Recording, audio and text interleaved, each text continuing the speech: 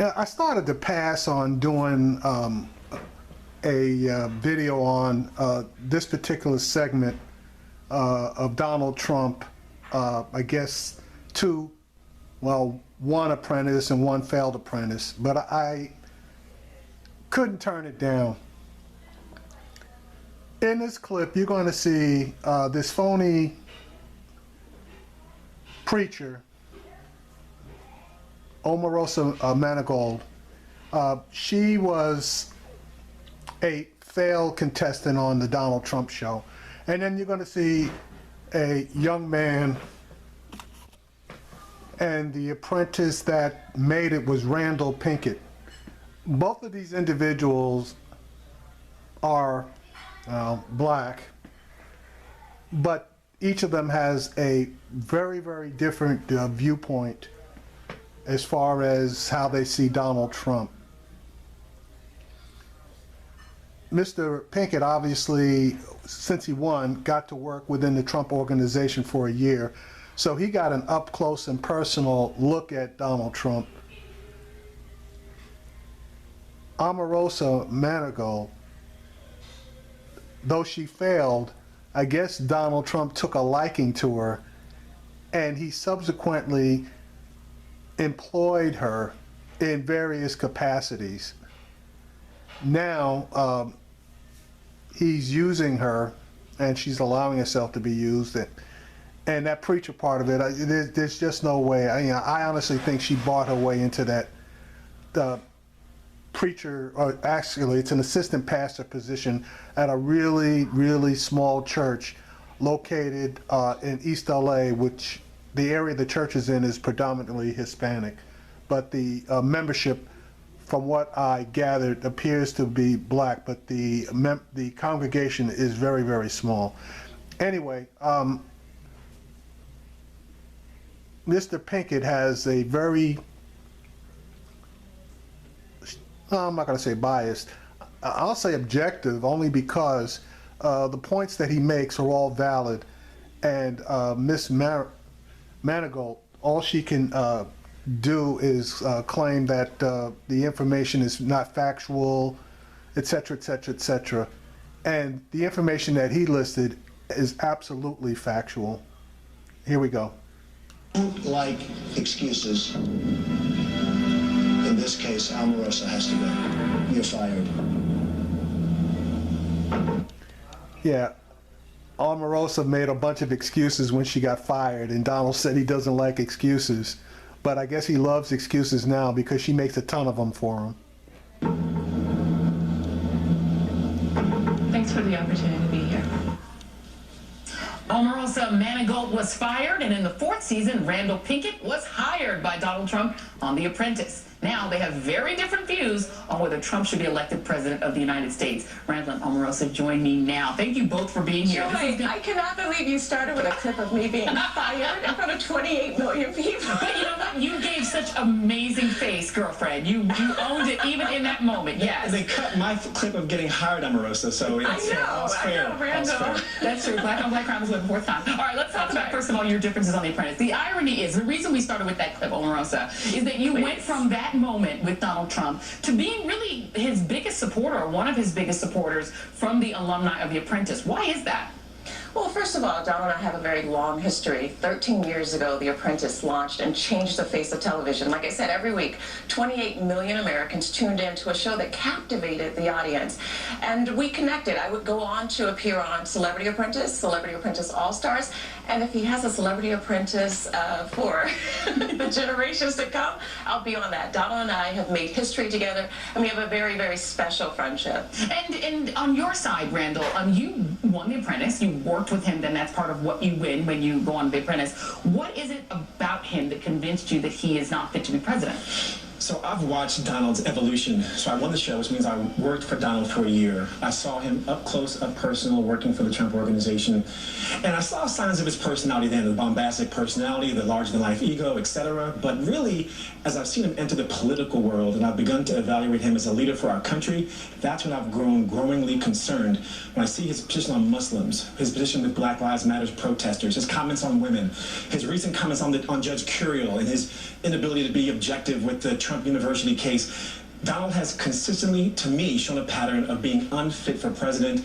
And while I saw signs of it on the show, it really became concerning and alarming and quite frightening, quite, to be truthful, when I saw him in the political stage. Did you see during the show, and I'll ask both of you this question, signs of these sort of odd, and maybe not odd because a lot of people hold them, these racial views that are incredibly polarizing, and some would say racially insensitive, we'll put it that way. Well, so I grew up outside New York, so I know Donald's history with the Central Park jogger, having taken out a full-page ad against young men of color who were later exonerated, no apology. I've seen the housing discrimination cases levied against Donald in New York, so I knew Donald had a sketchy history with race and other social issues. We're gonna let you in a second.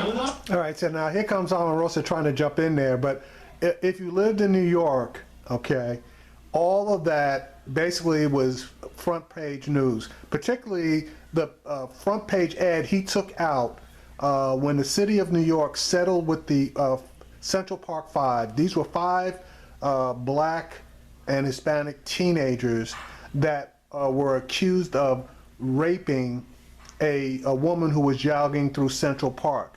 These boys were underage, and the police department basically ran all over them. They wouldn't allow them to obtain lawyers. They wouldn't even allow them to have their parents present while they were questioning these kids, and they tricked these kids into confessing. The kids later on recanted, but their confessions basically were used against them, and the DA, rat bastard that he wasn't interested in justice. He was interested in a conviction, which he got. The kids, each of them did approximately 5 years, but they had attorneys that didn't give up, and they ended up using DNA evidence to absolutely clear each of the 5. And when they viewed the videotapes of the kids being questioned, it was game over. So pretty much everybody that was rational and reasonable said, hey, these kids got railroaded. That's everybody except Donald Trump. This prick took out a full page, front page ad declaring that these kids were guilty, even with the DNA evidence. And in that same ad, he requested that they bring back the death penalty so that these young men would be executed basically for what they quote unquote did, which they didn't do. They subsequently found the single person that actually committed the rape, and they used the DNA in order to catch him. But Donald Trump never apologized to those 5 kids for doing what he did as far as basically helping to railroad those kids.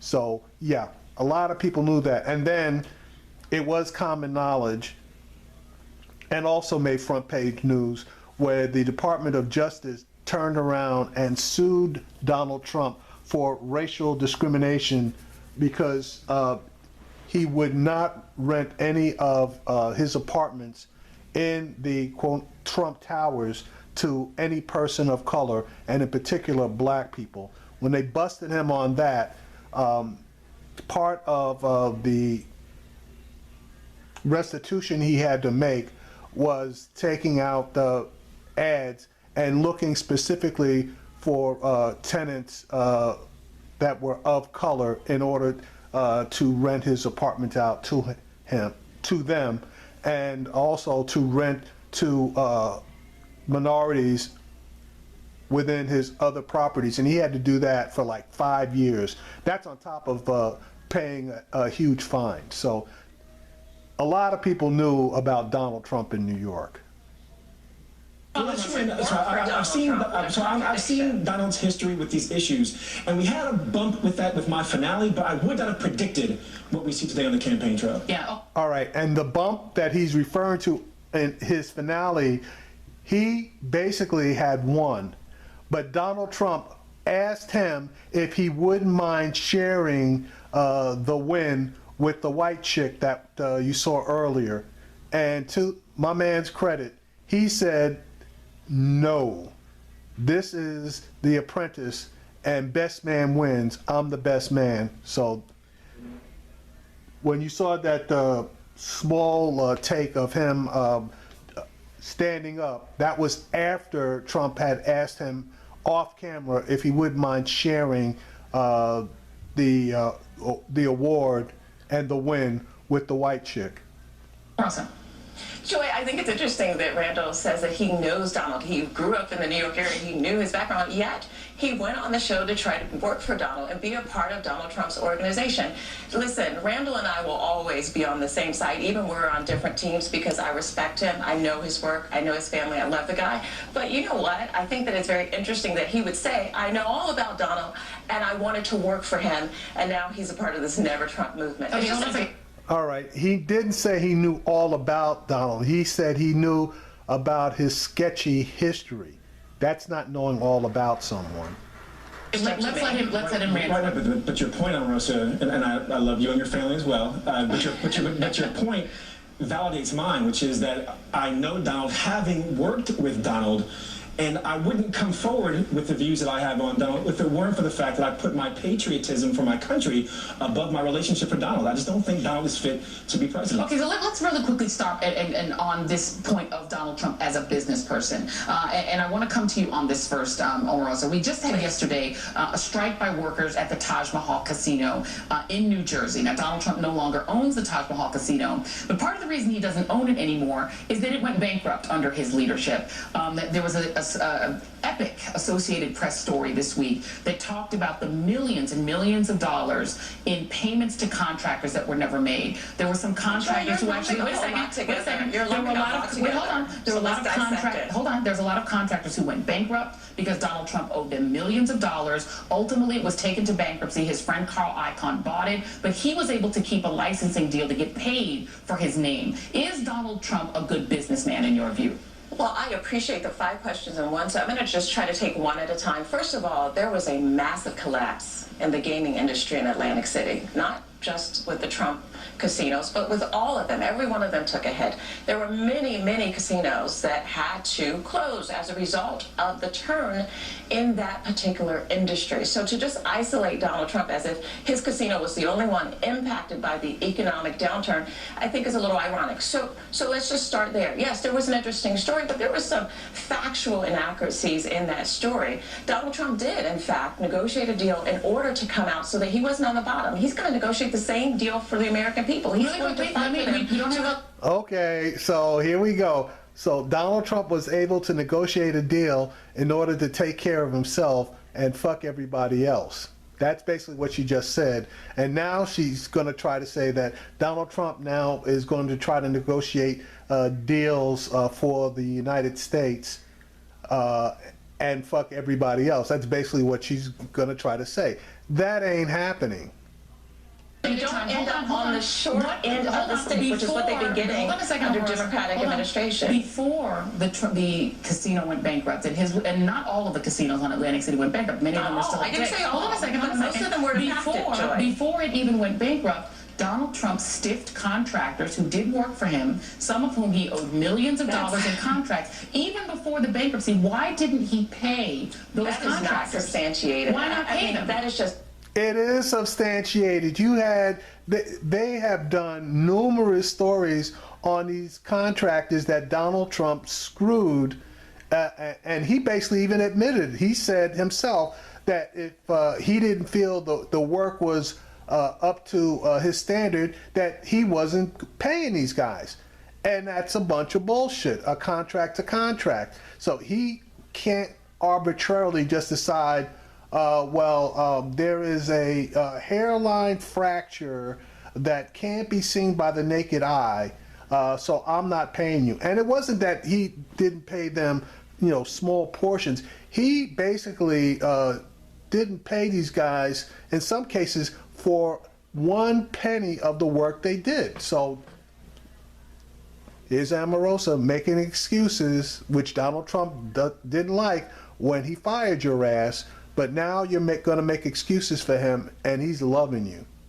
not But the factual, contractors Joy. themselves say that they were not paid. Many of them You're went getting one bankrupt side of the waiting to be story. paid. We need to present the facts and not just Let's- one let's side of the let you story. And in this here. is one. The Associated Press did an extensive review of this. They interviewed many of these contractors. They were not paid. And I it's not appreciate the that. only. It's And not the and only certainly instance. It's with not an the only empire as instance. large as his, It's there not are the going to only be instance. So let contractors me who speak- come let me speak and from my experience. disagree or want to come and challenge Donald. So let me speak We from have my to experience. give the full story, Joy. Let's let Randall in. Shortly after I was hired for the Trump Organization, one of the things that I noticed on a regular basis was people coming to me saying, Donald took advantage of me. Donald didn't pay me. Donald took advantage of me in business, and they ended up feeling taken advantage of. And I think we see a pattern with Donald of signing on to projects with questionable business partners, people signing on to the projects because they trust in Donald, the project failing, Donald taking no responsibility, and then leading to a lawsuit. We see that with Trump Baja in Mexico, 32.5 million people,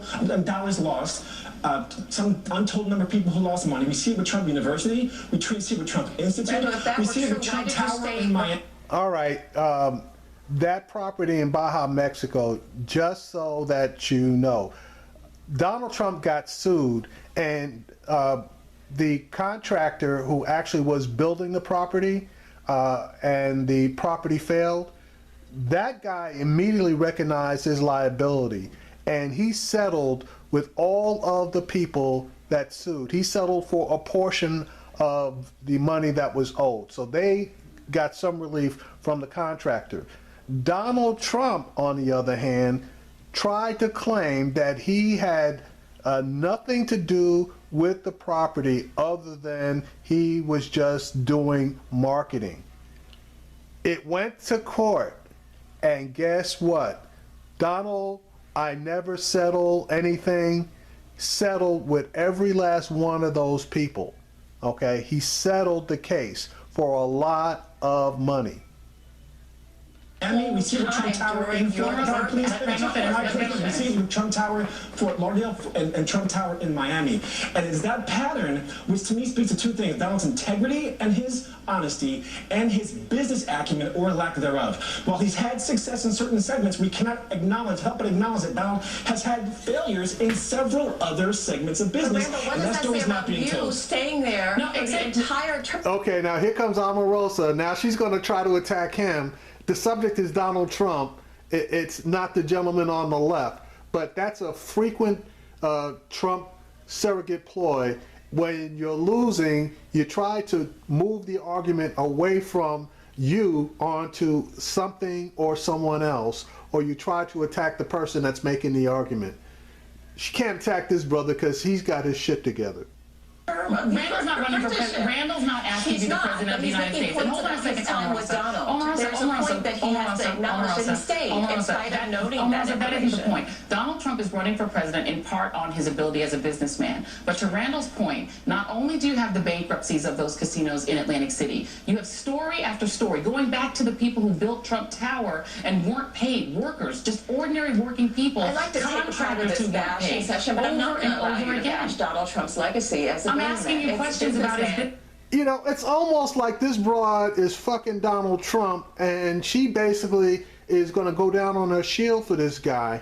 And I wouldn't be surprised if she wasn't fucking Donald Trump at some point in time or other. You know, she may not be fucking him now, but I'm willing to bet you she was fucking him back then. Because I mean, every argument that they're making, you know, all she can say, I will not allow you to bash Donald Trump. It's like, you know, this is her baby or her husband. You know, it's like she's got a more than a personal relationship with this guy. This is ridiculous. business As it's acumen. obvious, Donald Trump has been a very successful businessman, as he has But shown what about, what over do you decades say, and decades. Omarosa, I need to answer your what question, do you though, say Joy. to the contractors You can't- over and over who weren't You paid? can't ask and answer the question. I have to have a chance to respond, Joy. So first of all, it's very, very obvious that Donald Trump, with such a massive empire, is going to have contractors who come and say, I didn't agree with this deal, or I got the short end of that deal. But one thing that's certain, Donald Trump is going to fight hard, and he's going to negotiate. Okay. So basically and this is not 10 or 20 guys. These are hundreds of contractors that have stepped forward and said Donald Trump didn't pay them. And I believe it was it was either the Washington Post or the New York Times that did a massive story, and they actually went out and interviewed every contractor that they could find that was making that claim. And these people were able to back up their stories. So now, away from Donald Trump's business acumen, obviously massive failures, and Joy didn't ask her the $100,000 question, where are the damn tax returns? Because that'll tell us exactly how strong a businessman Donald Trump actually is. I have said it before, I'll say it again. Donald Trump is a master marketer. He's a master marketer, but he goes overboard sometimes in marketing things, some of which he has ownership in, and some of the things he doesn't. And when he goes overboard and people flock in because it's Donald Trump and something goes wrong, hell, he's got to share, at least part of the responsibility, if not a lot of the responsibility, particularly when he doesn't vet the people that he's signing on to do these deals with. Negotiate the best deal for the American people. And we're not going to end up with the short That is a great campaign slogan. It's not an answer to my question. I want to answer the question. No, but you're answering somebody the who slogans knows for how Donald to Trump. With fight all for due you, respect, and it's you're not answering going to with come in slogans. on the end But of you're giving me slogans. You're not answering my question. I want to play. I believe in what Donald Trump is going to do for America. This isn't a We'll slogan. stipulate that. Let me play a little bit of the Trump Baja Mexico, the promotional materials for it. Let's play a little bit of it, and then we're going to talk about that on the other. Yeah, this is that property that Donald Trump basically screwed everybody with, and that he ended up, he was like one hit away from losing a massive lawsuit, and he ended up settling with all these people. Sure. Not only is the land incredibly gorgeous, but the proximity to San Diego makes this a tremendous investment. When I build, I have investors that follow me all over. They invest in me, they invest in what I build, and that's why I'm so excited about Trump Ocean Resort. This is going to be something very, very special. And Randall, the Los Angeles Times found that people who bought those condos, many of them who paid $400,000, hoping to get a condo on the strength of both Donald and Ivanka Trump and Trump's son's sales pitch, and then wound up with nothing. Yeah. What does that say about Donald Trump as a businessman? Yeah, Donald's empire really saw significant growth in the heyday of The Apprentice. He was approached by lots of folks to do deals. Trump Ice, Trump Magazine, Go Trump, Trump Mortgage, Trump University, Trump Institute. All these deals were coming at Donald. And what I think Donald lacked was proper oversight and proper integrity to ensure that the promises he was making were being honored by those who trusted him and his name to deliver. So Baja, Mexico, perfect example. $32.5 million invested. No one got any money back. 250 people who didn't get paid. People lost 401ks, lost retirements, lost their hard-earned money. Why? Because they trusted Donald's name and trusted his word. And once the deck of cards came crashing down, Donald, Ivanka, Donald Jr. all said, oh, we just licensed our name. Oh, we weren't really the developers. When you can see from the promotional ads that they were promoting themselves as developers, which was misleading, it wasn't honest, and it lacked integrity. And that's a serious question for somebody who wants to be president of the country. All right, so let me just clean that up for him real quick. People lost everything, but a bunch of people got together and filed a class action lawsuit against the contractor or developer, which he settled immediately with these guys for a portion, and then they turned around and filed a separate lawsuit against Donald Trump. So they got nothing until they filed the lawsuits. And Donald Trump, when they filed the suit against him, he tried to use a defense that he was just marketing and he really didn't have anything to do with that particular property other than marketing it.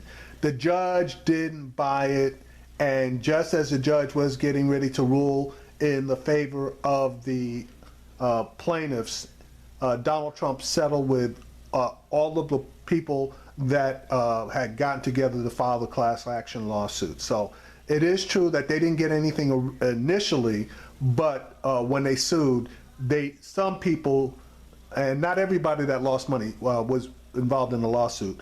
the people that were involved in the lawsuit did see some recovery, but it wasn't, to be honest with you, my understanding is that between Donald Trump and the developer, people did not recover 50 cents on the dollar. Omarosa, the final word on this to you. How much of Donald Trump's business empire is built on him actually building and developing projects, and how much is based on him selling his name?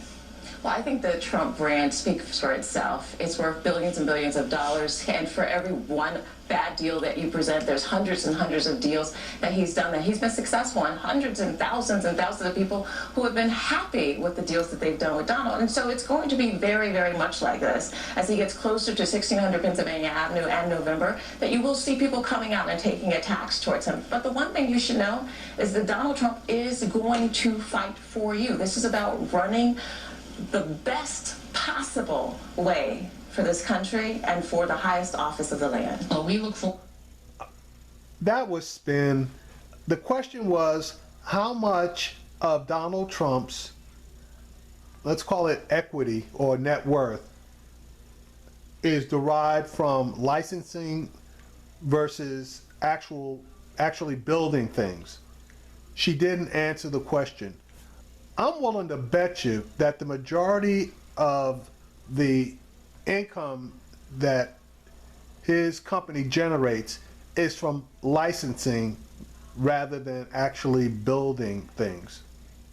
But without tax returns, there's no way for us to know. Anyway, Omarosa, no, baby, I can't ride with you and Donald on this. Donald is a sleaze, he's a racist, he's a xenophobe, he's a misogynist, and I guess he must be paying you some outstanding money, because for you to go to bat for him like you are, it says a lot about you.